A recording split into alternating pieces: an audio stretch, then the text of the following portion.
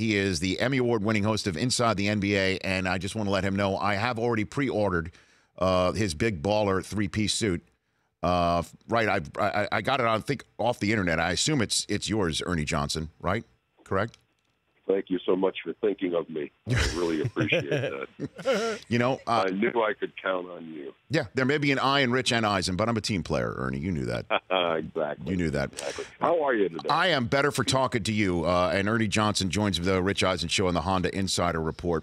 So let me hit you up on these couple of items. The lack of, high competition, even though we saw exhilarating games 6 and 7 in the Eastern Conference semifinals between Washington and Boston, and then that Game 5 between the Spurs and the Rockets was outstanding. The Spurs and Grizz take that for data was always fun. Is there a reason for concern in hand-wringing in the NBA over these playoffs, do you think, Ernie?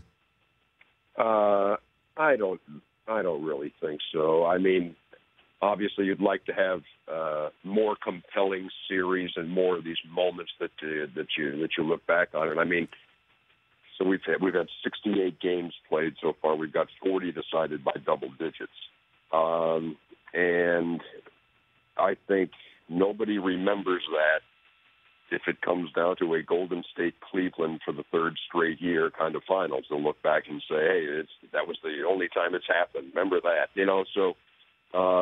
Obviously, you'd like some more competitive things, some more compelling series, rather than just a few moments like we've had so far. But you know, some years it is that way, and some years it's not. And I mean, from what we saw in Game 1 last night, unless Boston has some miraculous answers to what Cleveland's doing, then this one might not take too long.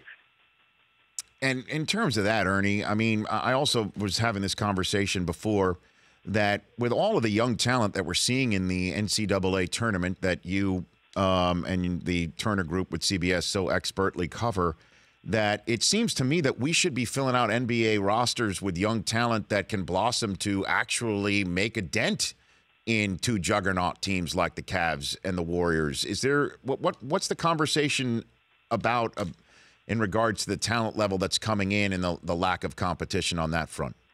Well, I mean, I think you're encouraged by some of the guys you see playing college ball. But again, you remember these kids are 19 years old right now, and this is a man's game.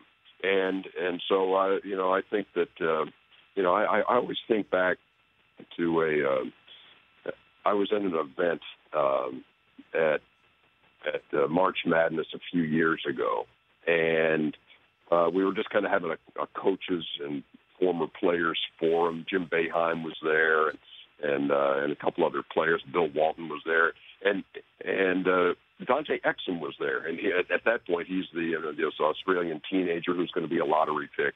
And he wasn't part of the panel. He was just sitting here listening. And I just asked the guys on the panel, okay, you got Dante right here, 18, 19 years old. Tell him what he's in for. And I thought Jim Boeheim was so brutally honest, and this is just kind of like a cautionary tale for all these kids who are coming up. He looked him square in the eye. He's about 10 feet away, and said, "Look, I know you've got a lot of talent, but be prepared to get your ass kicked. That's what's going to happen. You're going to find guys that you cannot get the ball past half court against. So just get ready for it and then grow from it. It's how you react to that." And so, as much talent as you do see in some of these kids, again, everybody's an NBA player here, and so. No, there are going to be some guys who make an impact in time. I would hope that we have some patience with them. Yeah, I guess that's just, again, what I'm saying is just even last night. I mean, here are the Celtics who are, and I know it's just one game, but the Celtics who are the 1 seed, they have the #1 overall pick. Danny Ainge has done a remarkable job in just 4 years remaking this roster, and we're seeing, even with the #1 overall pick or what he does with it, unless he turns it into Paul George or Jimmy Butler, it seems like it's just going to be another year of them trying to get into the Cavaliers' level. And it's just kind of a moment of pause for me as a viewer to see this. Now, that said, once the Warriors and Cavs suit up, I'm all in. I mean, I've got the remote in my hand, and it's not being dropped, Ernie. Yeah. Oh, No, without question. I mean, that's what everybody's looking at and wondering if we could possibly have two 12-0 teams in the postseason going head-to-head. Is that good, though? Is that good for the NBA? Well, I mean, I think ultimately it's what you'll remember about this basketball season when you look back in the record books. You know, it's just like when you look at, you know, when you think about the fact that James Harden's Rockets won more games than Russell Westbrook's Thunder when the NBA's MVP hardware is handed out. Are you going to look back and oh yeah, that was the year that Russell Westbrook did what only Oscar Robertson had done. And so no, I think that this is just you know, one of these things where it's how do teams react? Are you going to take a defeatist attitude as the season starts and say, "Oh, look at Golden State, same bunch. You know, we got no chance," or is that going to inspire you and try to make your team better in different ways? I mean, I think it's how you respond to it, and you know, I don't know how the average fan takes this, or if they just say, "Hey, wake me when the finals get here," when it's Golden State and Cleveland again. I would hope that would not be it, because I do think the league has a lot of stars who, on given nights, are certainly worth watching, and so you know, I wouldn't get too carried away with the fact that this has gone the way it's gone so far with the blowouts and the double-digit games and that kind of thing. So, you know, maybe that's just the optimistic side of me talking. TNT's Ernie Johnson joining me here in the Honda Insider Report. What can you tell me about Steve Kerr? Word is he is going with the team to San Antonio, but he's still not well enough to stay on the bench for all 4 quarters. Your former colleague at Turner. Yeah. What's going on with Steve Kerr? Best you can tell us, Ernie. Well, I have not talked to Steve lately, so I really can't tell you what's going on with the trip to San Antonio. But I do understand where he's coming from when he talks about the fact that he doesn't want to come back if it's just going to be for a game here and then doesn't feel well, and now here's Mike Brown again. And so obviously I was heartened to see that he was at the arena in Oakland, and that he was up to addressing his team at halftime. So I think that's a great sign. But I'm not thinking about basketball with Steve. I'm thinking about just get better and get a remedy to all this. And I know he's had a procedure done, and hopefully that will take hold and it will alleviate what he's been going through. Because I can't imagine. I just can't imagine going through almost 2 years of that pain and that nausea and that dizziness and all that stuff, and waking up every day knowing that's what you're in for. Man, that's tough. Mm-hmm. So what's an off night like in Boston with you and Shaq and Charles and Kenny and everybody else? Walk me through what tonight's on the docket tonight. It's about 400 degrees here today. Okay. In Boston, it is just sweltering here. Mm-hmm. So I've just been in the room kind of working on stuff for tomorrow night.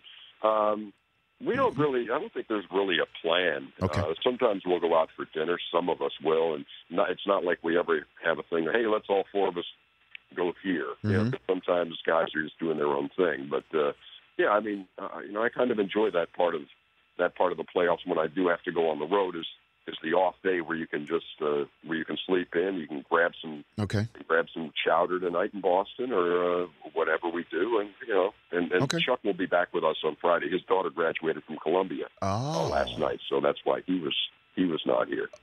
But, so don't expect to see a TMZ or some Instagram of the 4 of us all hanging out together. I don't think that's going to happen. Well, if that happens, who picks up the check? Chuck. No, but there's no alligator arms.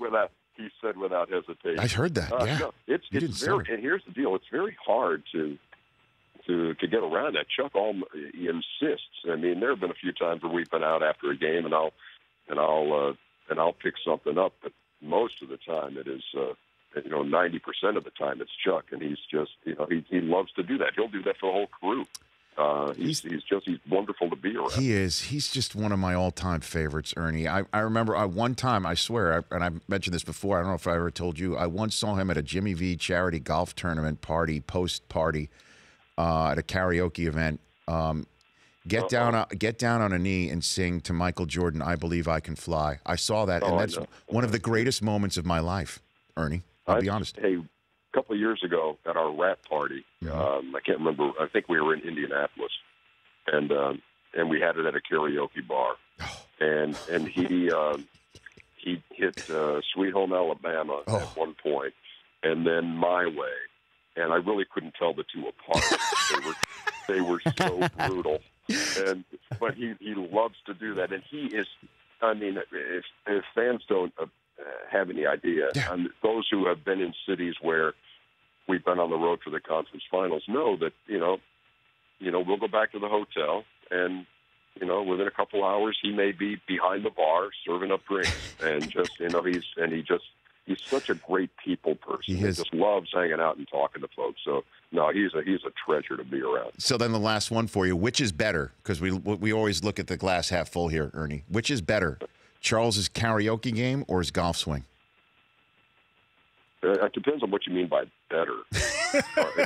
You talking entertainment value? Or are you talking? Good question. Boy, I need a good laugh. No, I guess just like in terms of if you're a judge, if you're the Simon Cowell in this situation, which one do you got on me, Ernie? It would be such an evisceration by Simon Cowell of either thing that it would be painful to listen to. I mean, he cannot carry a tune, and he doesn't remember the words even when they're on the karaoke screen. And it's I've got some sympathy for him on the golf front now, because it's really not funny anymore, and he loves the game, and I really want him to straighten that out. But the karaoke it's just beyond horrible, and so for you to have that lasting memory, it was great. It doesn't go away. It doesn't. You heard it. I wouldn't want it to. It was one of the greatest. Hear it. Ernie, you take care. Thanks for calling in. Love watching you. You're really the best. And it's my pleasure, Rich. Anytime, man. It's always great talking to you. Thanks. Enjoy the rest of the playoffs right there. If we don't speak to you beforehand, that's Ernie Johnson. The Rich Eisen Show. Weekdays at noon Eastern on radio stations across the country and audience. If you like that, download our app. Please, just if it's a memory thing, just delete other apps. You don't need those apps. This app, the Rich Eisen Show app, you need that.